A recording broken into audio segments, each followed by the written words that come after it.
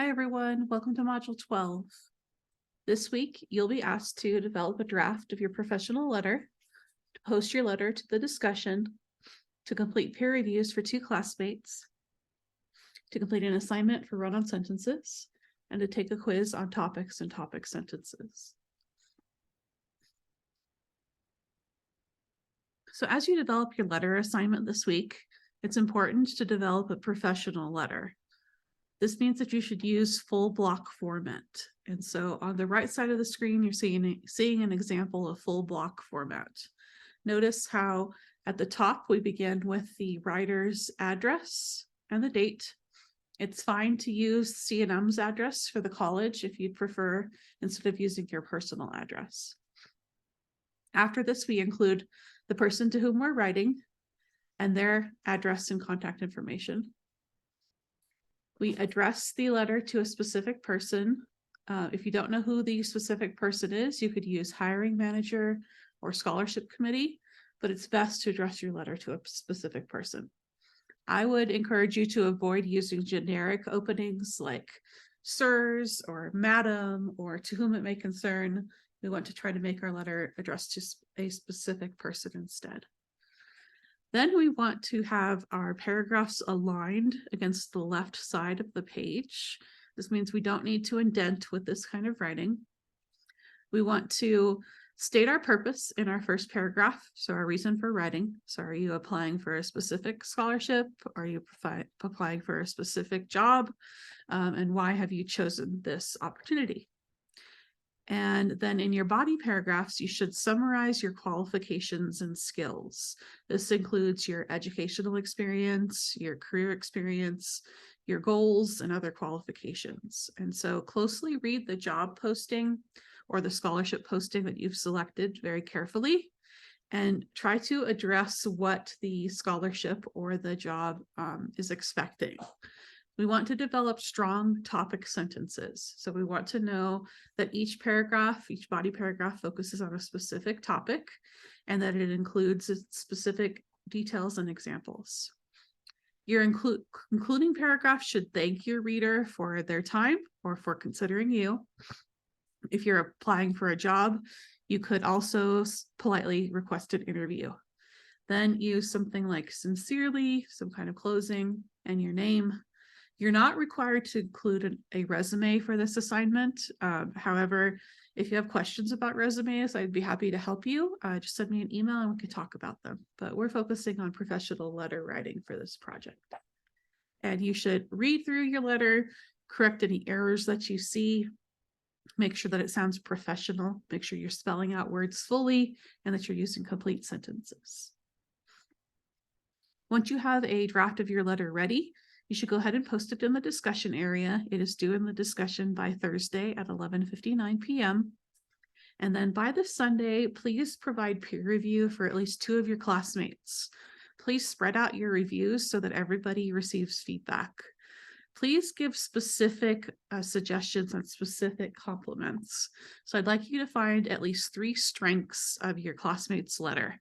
So be specific. What has this person done that is good? And then also include at least 3 suggestions to help your classmate make their letter stronger. What could your classmate add, remove, or change to make the letter better? Provide specific examples. So you could think about how the letter is organized, or how the paragraphs are organized, or if there are places where the person might add more details, or if you notice any major errors, you can make those suggestions to your classmates. You'll see a run-on sentences assignment. And so with this assignment, you'll see some resources. There's a grammar refresher that you can arrow through that gives you examples of run-on sentences and how to correct them. There's also a video by a C&M instructor on how to identify and correct run-on sentences. And so here's some example run-on sentences so that we could briefly talk about this. So sometimes you could hear a run-on sentence when you read it aloud. You could hear that there is more than one complete idea. So I'll read this aloud to you, see if you could hear where we think we're starting a new complete idea. This paper is torn. I could still use it for scratch paper when I work on my homework. So maybe you notice that this paper is torn, right? That's a complete idea. we right here in between the word torn and I, we want to separate these two sentences because there are two sentences here. Right now, this is a run-on sentence where everything runs together. An easy way to correct this could be just to add a period after the word torn right here. This paper is torn, period. I can still use it for scratch paper when I work on homework. That would be correcting the run-on sentence. Instead, what we could do is use what's called a fanboy's word if we'd like to make a more interesting sentence. When we do this, we use one of these words, and the beginning letter of these words spells out fanboys. That's how we remember the 7 words we can use to combine 2 sentences together. And so we might do something instead like, this paper is torn, comma, but I can still use it for scratch paper when I work on homework. So that way we are connecting 2 complete sentences together by using a comma and a fanboy's word right in the middle. Or we can use words like when, after, before, even though. This is a more complicated way of creating interesting sentences. You could do something like, even though this paper is torn, comma, I can still use it for scratch paper when I work on homework, right? That would correct the sentence. But if we just leave it like it is now, this would be a run-on sentence. If I just added a comma only after the word torn, it would still be a run-on sentence. We need a period after the word torn, or you need to use one of these other options. Here's another example of a run-on sentence. Maria did not arrive on time today. She did not arrive on time yesterday either. Maria did not arrive on time today, right? There's a complete sentence right there after the word today.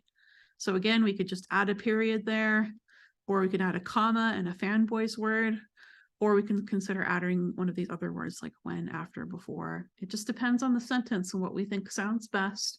But right now it's a run-on sentence, so it needs some separation here, or a comma and a connecting word to connect the ideas together. And so you'll get some practice with run-on sentences with this assignment, but if you have questions, feel free to let me know. And then you'll see a quiz on topics and topic sentences. And so this is really to help you think about uniting a paragraph under one specific topic.